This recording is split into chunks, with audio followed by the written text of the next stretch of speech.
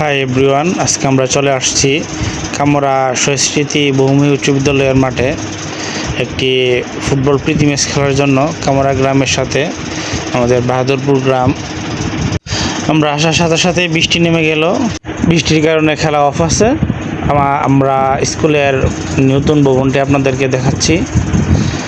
হঠাৎ করে বৃষ্টি হালকা কমার পর খেলা শুরু হয়ে গেল। খেলা চলতেছে।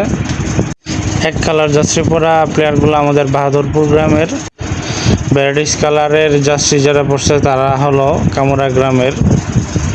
মাঠে পানি জমাট বাঁধার কারণে দুনো গ্রামের প্লেয়াররাই তেমন ভালো খেলতে পারেন নাই।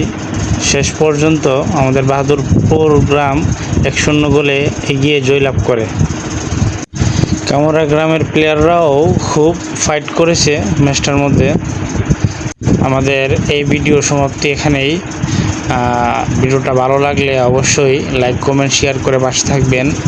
ভিডিওটা বেশি বেশি করে শেয়ার করে দিবেন। আমি মূলত ভিডিও করে থাকি নিজের শখ থেকে বা নিজের আবেগ থেকে।